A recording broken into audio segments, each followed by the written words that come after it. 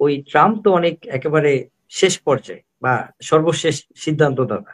ওই পর্যন্ত যাবে না। এর আগেই হাসিনার যে কার্যকলাপ, হাসিনার যে স্বৈরশাসক, এই দেশের যে গণহত্যা, এই দেশে আপনার আপনি যে বললেন সাগররুনি হত্যা, যে সাংবাদিক সাগররুনি হত্যাকাণ্ডের কিংবা হত্যা, এবং বিগত 16 বছর যে গুম খুন যা ঘটেছে, বিএনপির শত শত নেতা গুম গুম খুনের শিকার হয়েছে। আমাদের যে বাংলাদেশ সেনাবাহিনী, দেশের যে সামরিক শক্তি, সব তো এই সরকার মানে কি বলবো আমাদের দেশকে ধ্বংস করে দিয়েছে।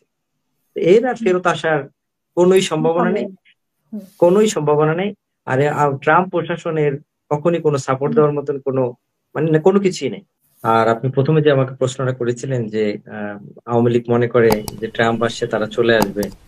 হুম, পৃথিবীর ইতিহাসে কোনো ফেসিস্ট ফেরত আসছে মানে আমার জানা নেই আর কি, পৃথিবীর হুম, ইতিহাসে আর কি, যে কোনো ফেসিস্ট আবার ক্ষমতা আসছে আর কি। তো আওয়ামী লীগ যে ফেসিজমের একটা রাজত্ব স্বৈরশাসক করেছিল এই দেশে, আওয়ামী লীগের আর ফিরে আসার আহ, সম্ভাবনা নেই।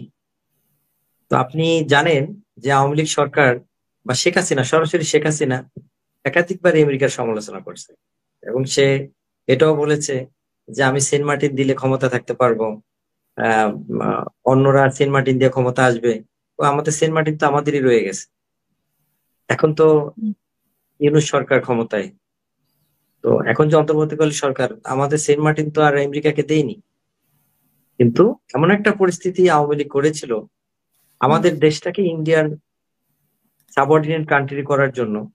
সেটা যদি এই সরকার, ছাত্র জনতার বিপ্লব যদি না হতো, তাহলে সম্ভাবনা ছিল আমাদের বাংলাদেশের মানুষ বিশ্বাস করে বা মানুষের মধ্যে একটা ধারণা তৈরি হয়ে গেছে যে আমরা ইন্ডিয়ান সাবঅর্ডিনেট কান্ট্রি হইতে আর আমাদের সময় লাগতো না। হুম, কারণ আপনারা আপনারা জানেন যে আমাদের বাংলাদেশের সাথে ইন্ডিয়ার যে আহ চুক্তিগুলো বা কন্ট্রাক্ট গুলো হয়েছে, সেগুলো আমাদের স্বার্থ বিরোধী বেশিরভাগ কন্ট্রাক্ট। আর আমেরিকাতে ট্রাম্প আসছে, কিন্তু আমেরিকার যে নীতিমালা, তাদের যে পররাষ্ট্র নীতি, বৈদেশিক নীতি, তো এই নীতির মধ্যে আমেরিকা, ট্রাম্প প্রশাসন বা ট্রাম্প চাওয়ার হাসিনা সরকারকে চাওয়ার মতো কোনো সুযোগ নেই, বা সে চাবেও না। কারণ তাদের বৈদেশিক যে নীতিগুলো, এগুলা ভাগ করা, এক হুম, একটা জোনে এক একভাবে ভাগ করা। এই রিপোর্টের উপরে তাদের প্রশাসন আবার একটা রিপোর্ট দেয়। ওই ট্রাম্প তো অনেক একেবারে শেষ পর্যায়ে বা সর্বশেষ সিদ্ধান্তদাতা। ওই পর্যন্ত যাবে না। এর আগেই হাসিনার যে কার্যকলাপ, হাসিনার যে স্বৈরশাসক, এই দেশের যে গণহত্যা, এই দেশে আপনার আপনি যে বললেন সাগররুনি হত্যা, যে সাংবাদিক সাগররুনি হত্যাকাণ্ডের কিংবা হত্যা, এবং বিগত 16 বছর যে খুন যা ঘটেছে, বিএনপির শত শত নেতা গুম খুনের শিকার হয়েছে। এবং আমরা তো বিএনপির যে নেতাকর্মী যারা, প্রায় 36 লক্ষ নেতাকর্মী মামলার শিকার। আপনার এর পরেও আপনার আম, এই এই বর্তমান যে সরকার, আপনি এটাও জানেন যে বর্তমান ছাত্র জনতা আন্দোলনের পর যে সরকার গঠিত হয়েছে, এই সরকারের সংস্কার কাজ সহ সকল কাজে কিন্তু আমেরিকা সাপোর্ট দিচ্ছে। ইউএসএ প্রত্যেকটা কাজই আমাদের কার্যক্রম পর্যবেক্ষণ করছে এবং সাপোর্ট দিচ্ছে। তো এই সময় ট্রাম্পকে তারা মানে একটা বিষয় আছে না এরকম আর কি, মানে আসতেছে, ট্রাম্প আসছে আমরা চলে আসবো, বা আমরা একটা খুশি, একটা নিজেরা মনে করে যে আসলে ট্রাম্প আসছে হয়তো বা আমাদের জন্য ভালো কিছু হবে। এটা আর কি নিজেদের এটা চিন্তা, একটু বিষয়টা। নিজেদের খুশি হওয়ার মতো একটা চিন্তা আর কি। এর বাহিরে আসলে কিছুই না। আহ হুম, আর আওয়ামী লীগ সরকার আমাদের আহ, এই দেশের মানুষের প্রতি যে অত্যাচার, নির্যাতন, খুন করেছে। আপনি জানেন যে আমি নিজেও 2021 সনে গুমের শিকার হয়েছি র্যাবের দ্বারা, রাজনৈতিক কারণে।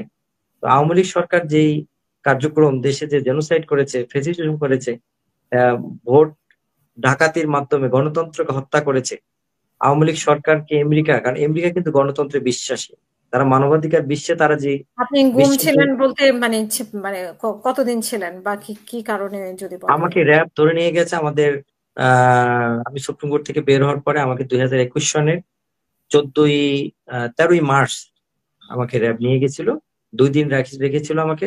আইনজীবীদের আন্দোলন এবং ইন্টারন্যাশনাল হিউম্যান রাইট ওয়াচ সহ আন্তর্জাতিক মানবাধিকার সংস্থাগুলো এটা নিয়ে বেশ তখন আমার এই বিষয়টা নিউজ করেছে।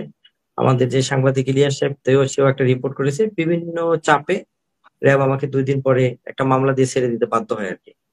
তো আপনার এইরকম আমি না, শুধু আমাদের কত নেতাকর্মী তো ফেরত আসে না কখনো, বিএনপির কত নেতাকর্মী ফেরত আসে নাই, জামাত ইসলামী বাংলাদেশের মানে বিরোধী মতের কত নেতাকর্মী যে গুম খুন।